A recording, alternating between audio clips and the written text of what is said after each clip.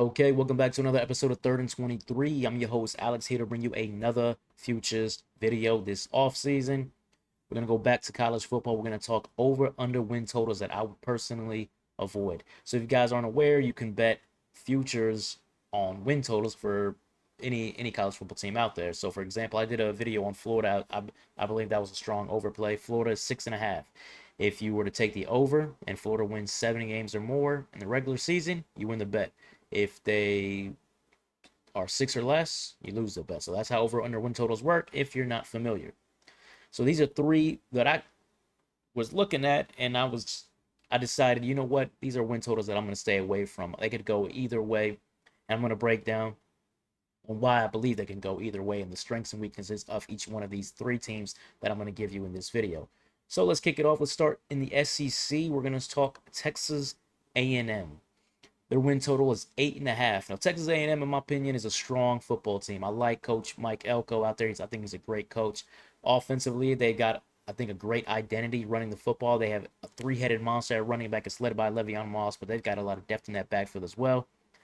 And then they have an experienced offensive line, and then you have Marcel Reed, a mobile, very mobile quarterback. So when you're looking at Texas A&M and you're looking at their end of season rushing yardage, rushing totals, I expect them to be in the top half, if not at the very top of the SEC. I think there's going to be an explosive, very strong, stout running attack this season for Texas A&M. They also have a strength on the defensive side of the ball as well. I think they lost some guys to the NFL, but they bring back some guys. Cassius Howell, they've got a next level all SEC caliber player at every level of the defense. Cassius Howell at D line, Torian York at linebacker, and Will Lee's one of the best corners in the country, in my opinion, in the secondary. So this is a strong football team.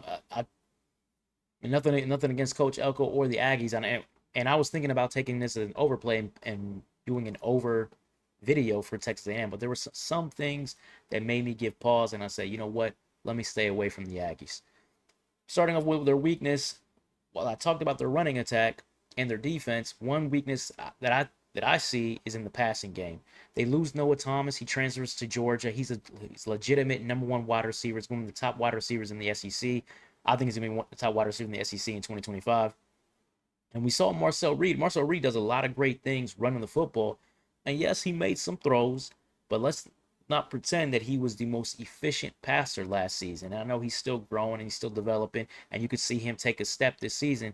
But losing your number one wide receiver, and then he went to the portal and replaced him with Mario Craver, Casey Concepcion, two guys who can make plays with the ball in their hands, but they're not legitimate number one wideout targets on the outside, in my opinion.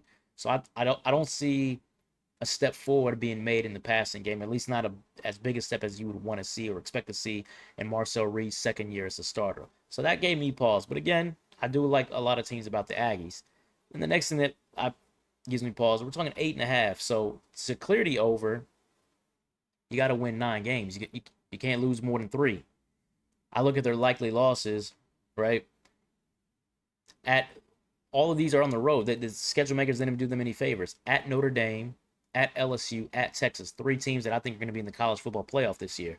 So that in and of itself is already tough. And then you talk about the toss-ups. Auburn played a ton of young players last season. Auburn's going to be improved this year. Auburn's going to catch somebody sleeping, and it might be Texas A&M. Auburn is going to be a much improved team this season. Florida, I think Florida is a legitimate CFP contender this year. I think they got a lot of great pieces, both offensively and defensively. At Arkansas, you say, when Arkansas, man, Texas A&M should bomb Arkansas, and I'm with you. I'm with you, but sometimes you got to remember this is college football, and college football, when teams play each other also matters. That at Arkansas game, that's a sandwich game between hosting Florida and at LSU. You're going to tell me that Texas A&M is going to be completely focused on an Arkansas team that's probably, mediocre at best, and it's on the road? Again, trap game, right?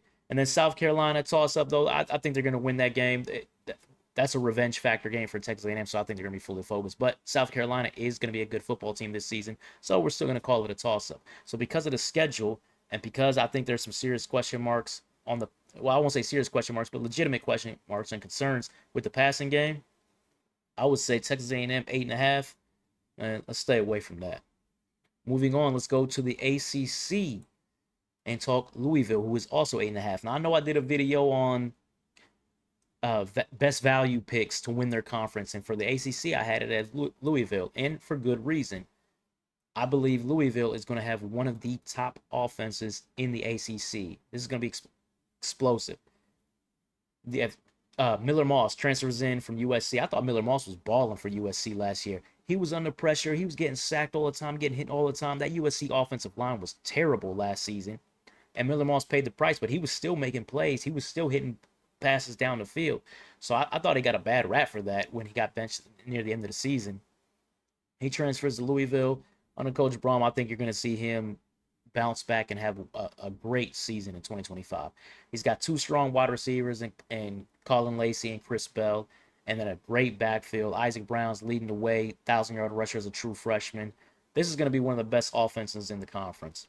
It would be shocking if they don't finish in the top three in terms of overall yardage and points per game. But the big question for them is defensively. At best, the best thing I can say about Louisville's defense is they're going to be average. That's the best thing you can really say because they've lost so many players. I believe they lost their top 5 corners on this team. I mean, just massive departures all over this defense.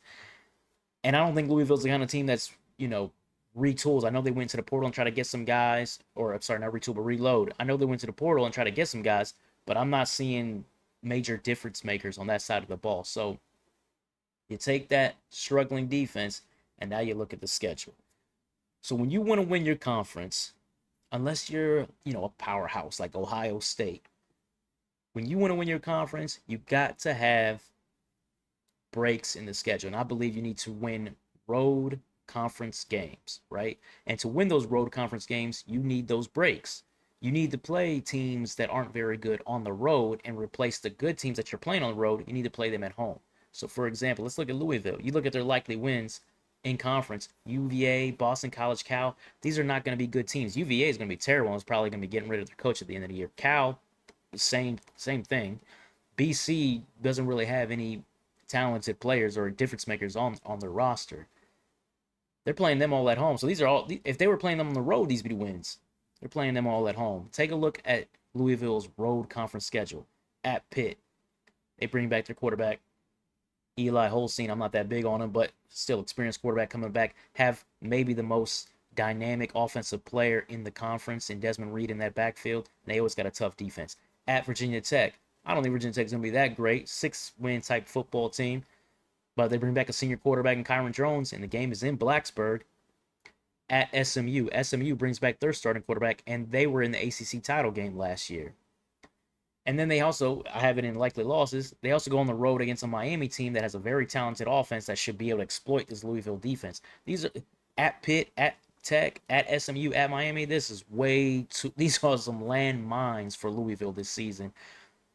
So because of that, I really like Louisville. I really like their offense. But because of all these tough road games and with a weak defense, man, I don't see it happening for the Louisville Cardinal this season. So another win total, I would say I wouldn't take the under because of that offense, and they are explosive, and I think they have 6 wins baked in. But I wouldn't take the over because of this scheduling and because of that weak defense. And finally, give you a third team. Let's go with the Big Ten and Iowa Hawkeyes. Iowa coming in at 6.5. Some history for you guys. Iowa hasn't finished with less than 7 wins in the regular season since 2012. They've gone 12 straight years with 7 or more wins. So you look at this and say 6.5. What is Vegas on? Vegas is on the same kind of time I'm on. Because this Iowa team, I'm gonna stay away from it, but this lean. I would lean under, if anything. Defensively, they should still be strong. They've been led by their defense for years. You guys notice if you watch college football, the Iowa defense carries this football team, and they should still be strong. They got good players up front. They got a great corner in Deshaun Lee in the back end. They have some really good players still on the defensive side of the ball. Offensively, last season they were carried by their running game and Caleb Johnson. Caleb Johnson's in the NFL. Some of those offensive linemen, they're gone. So now you're going with an FCS quarterback and from South Dakota State, who's a 4-year starter there, but it's a step up in competition from the FCS to the Big Ten. You got the same Iowa wide receivers that you've had for the last 20 years. I mean, they haven't had a wideout since Tim Dwight. You're old if you know who that is. And then the running game is going to take a step back because there's no Caleb Johnson in that backfield. The Iowa defense, can they continue to still carry them when I don't think they're going to be as strong as they've been over the last couple years, though I do still think they're going to be pretty good. I don't know. And then when you look at the schedule, I only got 3 likely wins up there. Toss-ups. Indiana's going to still be for real this season. At Wisconsin, that's not going to be an easy game for Iowa. Minnesota's been a uh, Minnesota's been a strong, consistent team now going over the last 5 or so years. I think Michigan State has improved. And by the way, Michigan State beat Iowa last season. It took advantage of that weak offense, and I think it's going to be a weak offense again this season. And then at Nebraska in the finale with Dylan Raiola, and I think Nebraska's going to have a really strong season. I think Raiola's going to prove he's the best quarterback in the Big Ten by the end of the year. They're not going to win that game. I don't even know why I have it in toss-ups. That's a likely loss. And then Penn State and Oregon are going to the college football playoff. Those are legit teams, and they're not going across the country to USC. I don't believe they're going across the country to USC and Lincoln Riley with a team that can't score. I don't think it's going to happen. Like I said, I would lean under, but I'm not going to bet against history. 12 straight years, 7 or more wins. But I'm definitely not going to bet on history. This is another game that I would stay away, or another futures that I would stay away from. So, anyways, that's 3 win totals that I would definitely stay away from. If you feel differently, go ahead and leave a comment. And if you like the content, please like, comment, subscribe, all of that. As you're going to continue to see more futures videos that will continue to progress through this off season. And by the way, I am going on vacation on Saturday for the next 2 weeks. So I won't have any off season videos for 2 weeks, but I'll have some more stuff when I get back as we get to the regular season and my weekly bets that I put out there. So anyways, that wraps it up. Take care.